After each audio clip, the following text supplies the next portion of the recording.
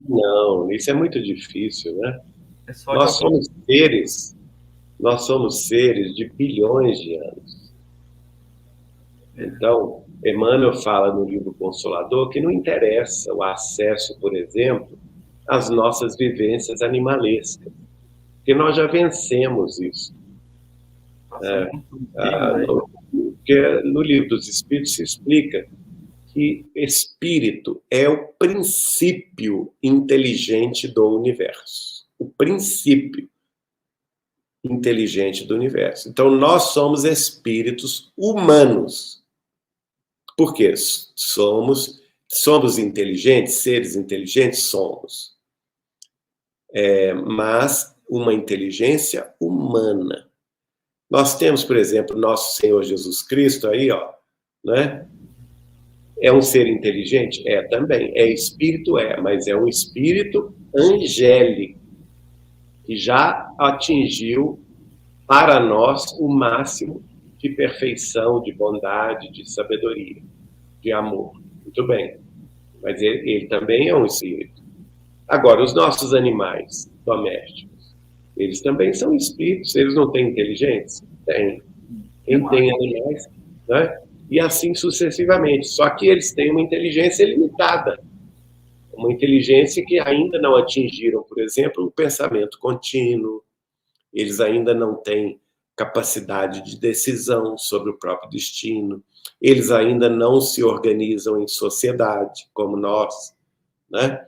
Eles ainda não escrevem, não, não falam, não têm a história do seu passado em sociedade, né? Eles são animais irracionais ainda, inteligentes, porém uma inteligência mais ligada ao instinto. No livro dos Espíritos, por exemplo, fala que o instinto é uma forma de inteligência. O instinto de conservação, o instinto de defesa, o instinto de sobrevivência, o instinto de reprodução. É uma forma de inteligência. Agora, e antes deles? Então, as plantas, elas têm inteligência? Tem, mas uma inteligência mais ligada às sensações, à sensibilidade. Elas têm a sensibilidade do calor, elas têm a sensibilidade do frio, elas têm a sensibilidade do vento, não é?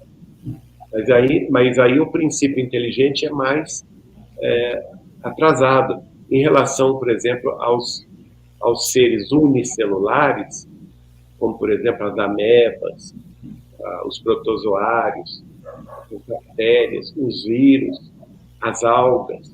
São princípios inteligentes de feição rudimentar. Eles têm uma mente rudimentar, mas também são espíritos. Então, eles demonstram inteligência, né? Então, para que nós vamos acessar isso se nós já superamos tudo isso? Não interessa. O que nos interessa é acessar e nos redimir como espíritos humanos das nossas vidas humanas. Porque o livre-arbítrio só começa com os seres humanos. É quando nós atingimos a capacidade de pensar continuamente, nós adquirimos um dom divino, que é o dom de decidir sobre o nosso destino.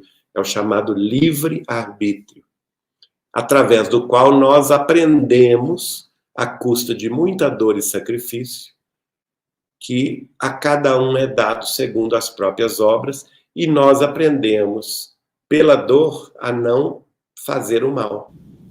Porque o mal que a gente faz ao outro, o mal que a gente faz ao outro, a gente acaba recebendo de volta. Então, ao longo das multiplicidades, das existências, das reencarnações, nós vamos aprendendo que é melhor fazer o bem, que é melhor fazer a, aos outros aquilo que nós gostaríamos que os outros nos fizessem.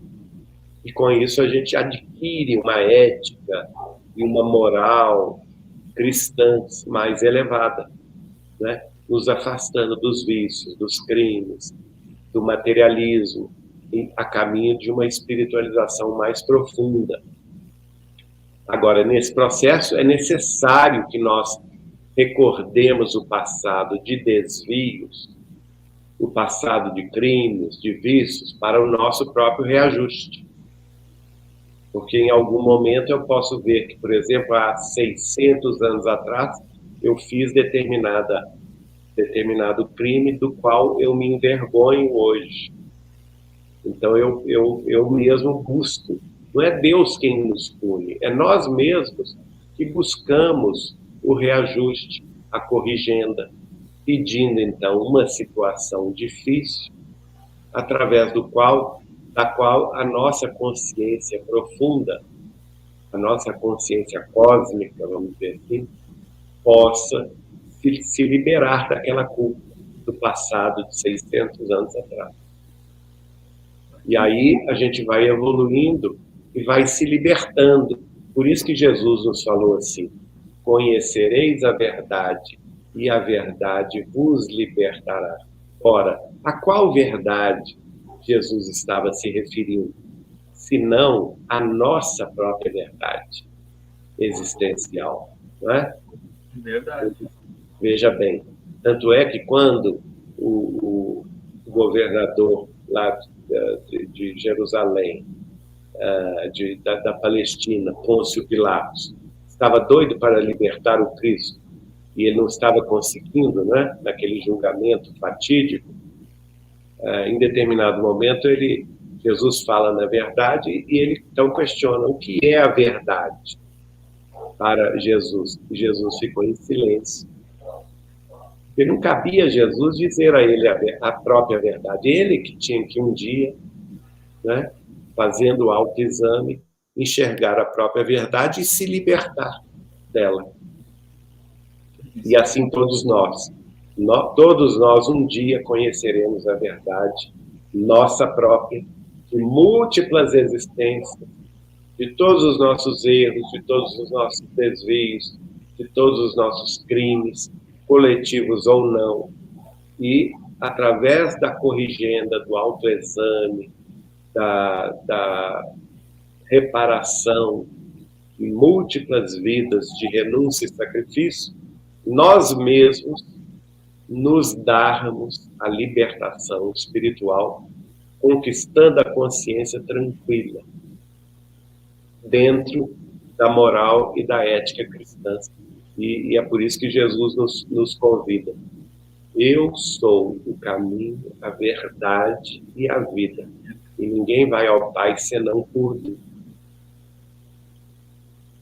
Ele sabia que esse processo de reajuste passava pelo seu evangelho, passava pelo amor, né? Só o amor cobre a multidão dos pecados.